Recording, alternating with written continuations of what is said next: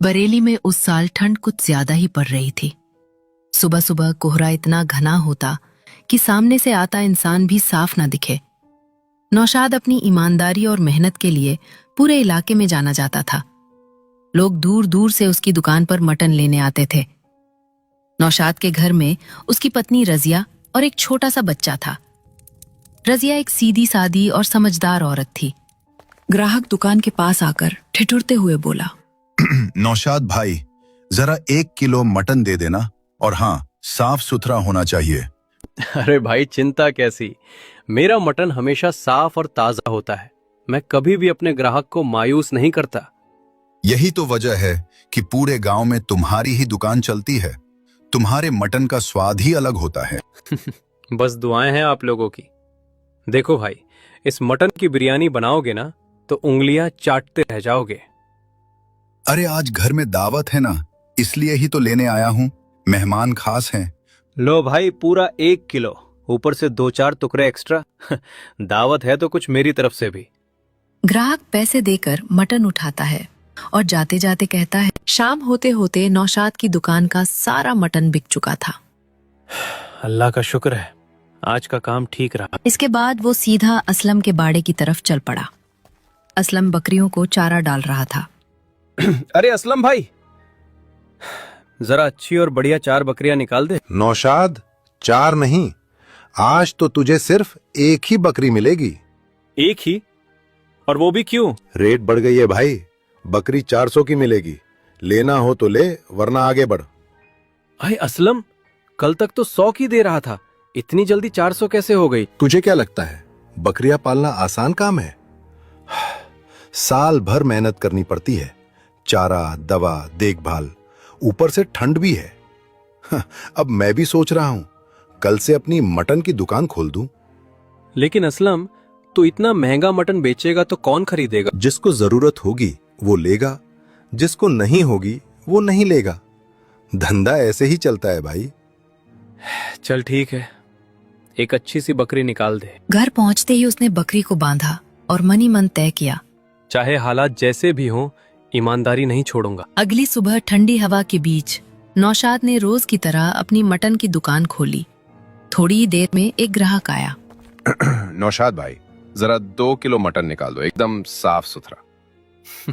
जरूर भाई, लेकिन पहले एक बात बता दूं, आज मटन के रेट बढ़ चुके हैं। रेट बढ़ गए? कितना हो गया? पहले 10 रुपए किलो था, अब 50 रुपए किलो हो गया है। क्या बात कर रहे हो नौशाद भाई, तुमने तो रेट आसमान को छूने भेज दी। नहीं भाई, ऐसी कोई बात नहीं है। जब ऊपर से ही इतनी महंगी बकरियां लेनी पड़ रही हैं तो रेट बढ़ाना मजबूरी है। कम से कम इतना तो बचे कि घर चले, बच्चों का पेट भर सके। तभी पास में खड़ा एक और आदमी बीच में बोल पड़ा, अरे भाई। भाई छोड़ो इसका मटन। क्यों, क्या हुआ? गांव के बीच में असलम भाई ने नई दुकान खोली है। वो सिर्फ 10 रुपए किलो मटन बेच रहे हैं। इतना कहकर वो भी तेज कदमों से असलम की दुकान की तरफ चल पड़ा। नौशाद चुपचाप खड़ा देखता रह गया। कुछ ही पलों में उसकी दुकान फिर से खाली हो गई। अरे असलम भाई, एक बात सच सच बताओ, क्या वाकई तुम 10 रुपए किलो मटन बेच रहे हो? भाई, झूठ बोलकर क्या मिलेगा? मैंने सोचा कि आज गरीब अमीर सबको एक जैसा मटन मिले। पैसा तो ऊपर वाला देता है। चलो फिर जल्दी से 1.5 किलो मटन निकाल दो, घर में बच्चे बहुत दिन से मांग रहे हैं। असलम ने मटन उठाया, तराजू पर रखा और उंगली से कांट को थोड़ा दबा दिया। लो भाई, पूरा 1.5 किलो, एकदम साफ। और वो मटन लेकर चला गया। तभी भीड़ चीरती हुई एक बूढ़ी अम्मा आई। बेटा, क्या तू ही वो असलम है जो सस्ता मटन बेच रहा है? हाँ अम्मा, मैं ही हूँ। बताओ क्या चाहिए? बेटा, हम बहुत गरीब लोग हैं, ईद से ईद मटन नसीब होता है। आज सुना सस्ता है तो सोचा बच्चों के लिए ले जाऊं। कितने रुपए हैं अम्मा? बस 5 रुपए बेटा। अरे छोड़ो अम्मा, 5 रुपए में क्या मिलेगा? नहीं, आज कोई खाली हाथ नहीं जाएगा। असलम ने मटन काटा, तराजू पर रखा और फिर वही खेल। 1 किलो की जगह आधा किलो, और धीरे धीरे वहां से चली गई। नौशाद, आज तुम कुछ ज्यादा ही चुप हो। सच बताओ, क्या बात है? रजिया, आज मेरी दुकान पर एक ग्राहक नहीं रुका। एक भी नहीं? हाँ, सुबह से शाम हो गई, तराजू वैसे का वैसा रखा रहा। पहले असलम ही मुझे बकरियां बेच दिया करता था, उसी भरोसे पर मेरा धंधा चल रहा था। लेकिन अब उसी असलम ने गांव के बीच में अपनी मटन की दुकान खोल ली है। तो लोग वहीं चले जाते होंगे। हाँ, सब। कोई मेरे पास रुककर पूछता तक नहीं। वो 10 रुपए किलो का नाम लेकर भीड़ इकट्ठा कर रहा है और मैं ईमानदारी से बेचकर भी खाली बैठा हूँ। नौशाद, तुमने कभी गलत तरीके से कमाया है? नहीं रजिया, और मैं कभी कमाऊंगा भी नहीं। मेहनत करने वाला कभी खाली हाथ नहीं रहता। ऊपर वाला सब देख रहा है। जो धोखा देकर कमा रहा है उसका हिसाब भी वही करेगा। मैंने आज ये समझ लिया है रजिया कि अब मुझे किसी के सहारे नहीं बैठना चाहिए। भाग्यवान, इतने सालों में आज अचानक मटन कैसे? गांव में एक कसाई 10 रुपए किलो मटन बेच रहा था। सोचा बच्चों के लिए ले आऊं। 10 रुपए किलो? आजकल तो पानी भी इतना सस्ता नहीं मिलता। मुझे भी अजीब लगा, लेकिन उसने कहा गरीबों का भला कर रहा है। बच्चों ने झट से रोटी तोड़ी और मटन खाने लगे। कुछ ही देर में थालियां खाली होने लगी। थोड़ा सा और मटन दे दो ना। अरे ये कैसे? मटन तो खत्म हो गया। खत्म हो गया? इतनी जल्दी? ये मुमकिन नहीं है। हमारे घर जब ईद पर 1 किलो मटन आता है तो वो पूरा 2 वक्त चलता है, लेकिन ये मटन तो एक ही वक्त में साफ हो गया।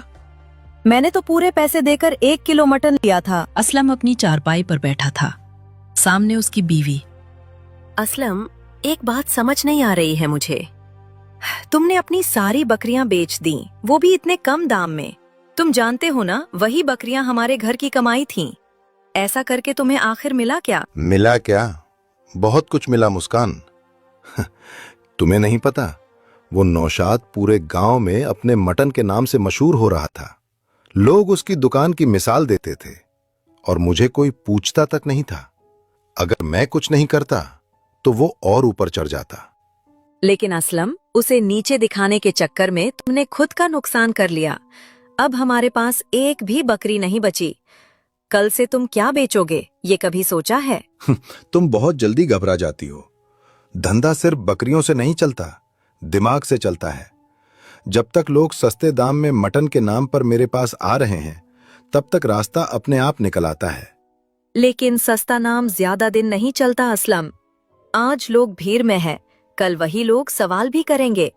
अगर कोई गड़बड़ सामने आ गई तो बदनामी होगी, पुलिस तक बात जा सकती है। सवाल तब उठते हैं जब लोग पेट से संतुष्ट न हों।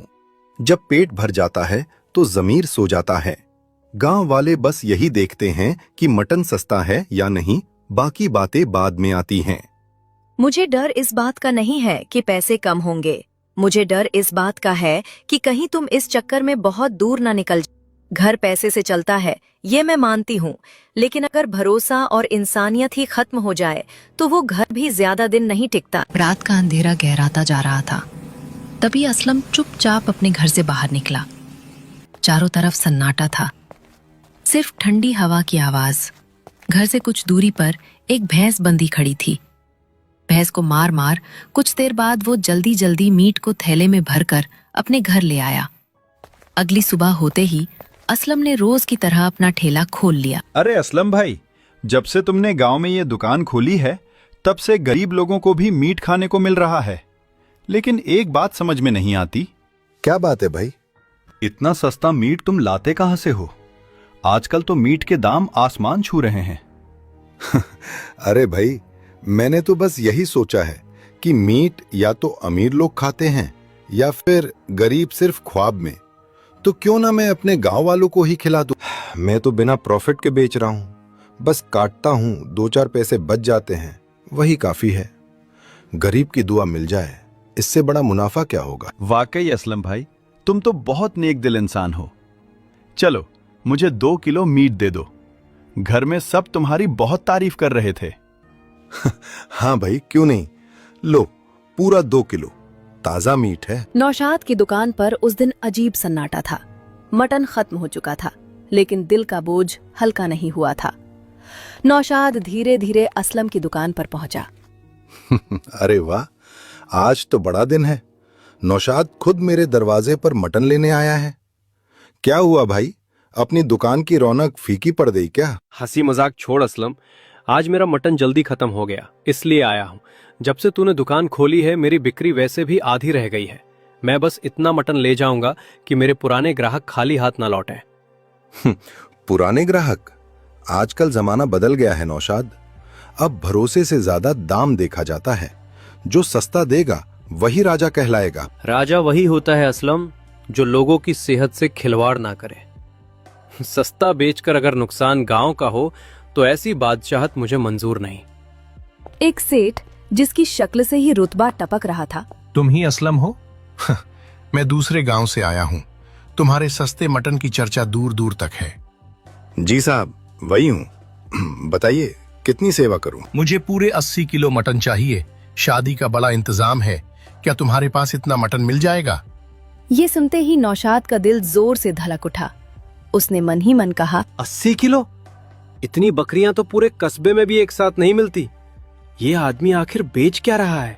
साहब, आप जितना कहेंगे उतना मिलेगा। मेरे यहाँ कमी नहीं होती। ठीक है, पैसे अभी दे रहा हूँ। सेठ चला गया। असलम, एक बात साफ साफ बता, 80 किलो मटन तू लाएगा कहाँ से? इतना मटन तो सही तरीके से मुमकिन ही नहीं है। ये मेरी दुकान है नौशाद, मेरा हिसाब है। तू अपना काम देख। ज्यादा सवाल पूछना सेहत के लिए ठीक नहीं। याद रखना असलम, सस्ता झूठ ज्यादा दिन नहीं चलता। सच चाहे महंगा हो लेकिन टिकता जरूर है। ये कहकर नौशाद मटन उठाकर घर की तरफ चल पड़ा। नौशाद, ये मटन तुम किससे लेकर आए थे? असलम की दुकान से। आज मेरा मटन जल्दी खत्म हो गया था तो वहीं से लेना पड़ा। लेकिन तुम ये सब क्यों पूछ रही हो? नौशाद, मैं सालों से बकरी का मटन साफ करती आ रही हूँ। इसकी पहचान मुझसे बेहतर शायद ही किसी को हो। ये मटन बकरी का नहीं है। ये तुम कैसी बातें कर रही हो रजिया? असलम बकरी का ही मटन बेचता है, पूरा गांव वही ले रहा है। नगर ये बकरी का मटन होता तो इतना नाजुक होता, हल्का होता। ये मटन बहुत मोटा है, इसके रेशे सख्त हैं। ये किसी भैंस का मटन है। अच्छा, अब मेरी बात समझ में आ रही है। तभी मैं सोच रहा था कि असलम इतने सस्ते में मटन कैसे बेच रहा है। और सोचो, वो आज 80 किलो मटन का ऑर्डर कैसे ले पाया? इतनी बकरियां तो पूरे गांव में छोड़ो, शहर में भी एक साथ मिलना मुश्किल है।